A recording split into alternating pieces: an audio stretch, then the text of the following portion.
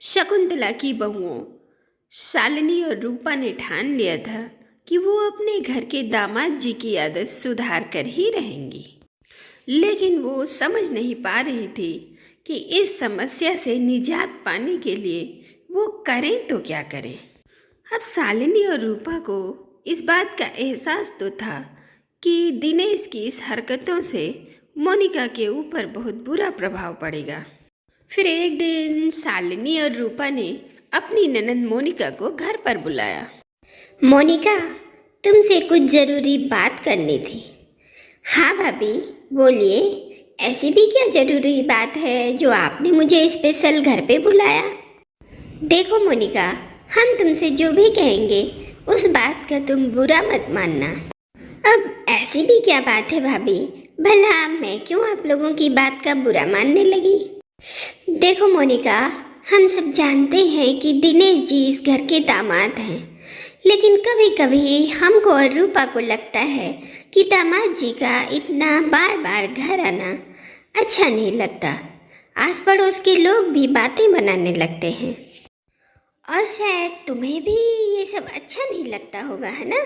क्योंकि मैंने भी तुम्हें इस बात से कई बार परेशान होते देखा है। भाभी, अच्छा हुआ कि आप दोनों इस बात को समझ गए। मुझे समझ में नहीं आ रहा था कि मैं ये बात आप दोनों से कैसे कहूँ। अरे हम सब जानते हैं मोनिका, तभी तो हम तुमसे ये बात कह रहे हैं। अरे देखो मोनिका, हम सब अच्छे से ये जानते हैं, पर तुम्हारे और दामाद जी के बीच कोई मनमुटाव ना हो, इसलिए हम सबको मिलकर कुछ ऐसा करना होगा कि ये सब काबू में आ जाए। लेकिन ये सब कैसे करेंगे भाभी? मेरे पास एक आइडिया है। दामाद जी को ससुराल की रोटियां तोड़ने का कुछ ज़्यादा ही शौक है ना, तो अगर रोटियों में कोई स्वाद ही ना हो तो क्या आप जानबूझकर बेस्वाद खाना बनाएंगी? अब दामाद जी को सुधारने के लिए ये सब तो करना ही पड़ेगा ना। मगर भाभी, आपको लगता है कि इसके बाद वो सुधर जाएंगे? जरूर सुधर जाएंगे मोनिका। अब तुम मुझे बस ये बता दो कि दामाद जी को खाने में क्या नहीं पसंद है। अब खाने में लाल मिर्च भर दो, या फिर करेले की सब्जी बना दो, और या फिर बेसन की मोटी मोटी रोटियां बना दो, और ज़्यादा कुछ ना हो तो सब्जी में नमक भर दो। फिर देखो वो कैसे खाना छोड़ देते हैं। ठीक है, फिर हम यही ट्राई करते हैं। फिर अगले दिन सुबह सुबह दिनेश फिर अपनी ससुराल पहुंच जाता है, जिसे देखकर शालिनी और रूपा के चेहरे पर मुस्कुराहट आ जाती है।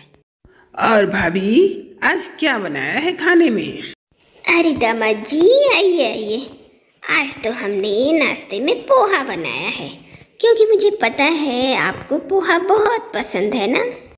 अरे वाह भाभी, पोहा तो मुझे सचमुच में बहुत पसंद है। तो देर किस बात की, ये लीजिए दामाद बाबू, गर्मा गर्म पोहा खाइए। अब दिनेश जैसे ही पोहा खाने लगता है, एक निवाला खाने के बाद छोड़ देता है। अरे अरे, क्या हुआ दामाद जी? आपको तो पोहा बहुत पसंद है ना, फिर खाइए, छोड़ क्यों दिया? वो क्या है भाभी, इसमें तो मिर्ची बहुत ज़्यादा है, गले में लग रही है। पर दामाद जी, आपको तो लगता है गलतफहमी है, या फिर आपके गले में कुछ छिल गया होगा, क्योंकि इसमें तो मिर्ची मैंने डाली ही नहीं। क्या भाभी, पोहा में कोई टमाटर डालता है? ठीक है भाभी, मैं चलता हूँ। मोनिका ने कुछ बनाया होगा, वही कुछ खा लेता हूँ। अब इतना कहकर दिनेश वहाँ से घर चला जाता है, और जब वह घर आकर देखता है तो उसने देखा घर पे ताला लगा हुआ था। फिर दिनेश ने मोनिका को फ़ोन लगाया। हेलो, अरे मोनिका, तुम कहाँ हो? घर पे तो ताला लटका हुआ है। अच्छा, मुझे लगा आप मेरे मायके गए हैं, इसीलिए मैं अपनी सहेली के घर आ गई, और मैं यहीं से शॉपिंग करने चली जाऊंगी। ये क्या बात कर रही हो मोनिका? मुझे बहुत भूख लगी है। लेकिन आपने तो कहा था कि आप अपनी ससुराल में नाश्ता करेंगे, फिर क्या हुआ? शालिनी और रूपा भाभी ने पोहा तो बनाया था, पर पोहे में मिर्च ज़्यादा कर दी थी और टमाटर डाल दिया था। अब तुम तो जानती हो टमाटर मुझे पसंद नहीं और मिर्च मैं खाता नहीं। अब तुम ही बताओ मैं कैसे खाता। ओहो, ये तो बहुत बुरा हुआ। अब मैं क्या करूं? मैंने तो आपके लिए नाश्ता बनाया ही नहीं। मैंने सोचा था आप अपनी ससुराल में नाश्ता करेंगे। अरे नहीं मोनिका, भूख के मारे मेरी जान निकली जा रही है। एक काम करो ना, आप लंच करने वहीं पर चले जाना। तब तक आप अपना ऑफिस का काम कर लो। चाबी वहीं दरवाजे के नीचे रख दी है मैंने। अच्छा ठीक है। अब नाश्ता ना मिलने की वजह से दिनेश काफ़ी परेशान था और वह घर पर ही काम करता है। फिर दोपहर का लंच करने अपनी ससुराल पहुंच जाता है। इधर शालिनी और रूपा घर पर बैठकर टीवी देख रहे थे, लेकिन दिनेश जैसे ही घर पहुंचा तो रूपा और शालिनी मुस्कुराते हुए उसके पास आई। अरे आइए आइए ना दामाद जी, देखिए ना कितनी अच्छी मूवी है। अरे भाभी, मूवी बाद में देख लेंगे, पहले आप खाना खिला दो। आज तो सुबह का नाश्ता भी नहीं हुआ, बड़ी जोरों की भूख लगी है भाभी। हाँ हाँ, क्यों नहीं दामाद जी, आप बैठिए। अब बिना देरी किए शालिनी और रूपा दिनेश को खाना परोस देती हैं, लेकिन दिनेश जैसे ही अपने आगे परोसा हुआ खाना देखता है उसका तो दिमाग खराब हो जाता है। उसकी प्लेट में करेले की सब्जी और बेसन की रोटी। अब दिनेश बड़े ही बेमने से उस थाली को खिसका देता है। अरे क्या हुआ दामाद जी, आपने खाना नहीं खाया? हाँ, हमने कितने प्यार से बेसन की रोटी आपके लिए बनाई थी, उसमें भी मक्खन लगाया था। क्यों नहीं खाया आपने दामाद जी? ये क्या भाभी, करेले की सब्जी? ये तो मैं देख भी नहीं सकता। खाना तो बहुत दूर की बात है। हाँ, मगर हमारे घर में तो सबको ये सब्जी अच्छी लगती है। अब आपको पसंद नहीं था ये तो हमें पता ही नहीं।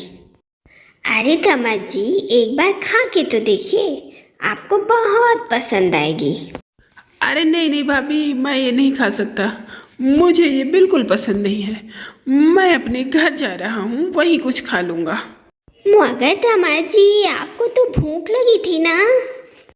हाँ भाभी, लगी तो थी, पर मोनिका घर आ गई होगी, मैं उससे बोलूँगा वही कुछ बना देगी खाने के लिए। अब दिनेश किसी को बिना कुछ कहे चुपचाप वहाँ से भाग खड़ा होता है और घर आ जाता है। जब वह घर पहुंचकर देखता है तो वह देखता है मोनिका तो बड़े आराम से खाना खा रही है। अरे आप आ गए, आइए ना, बड़े खुश लग रहे हो। लगता है ससुराल से खाना खा कर आ गए।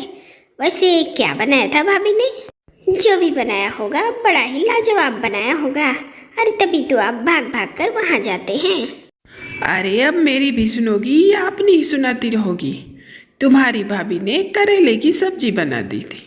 अब तुम तो जानती हो करेला मुझे कितना बुरा लगता है। अरे रे रे, ये तो बहुत बुरा हुआ।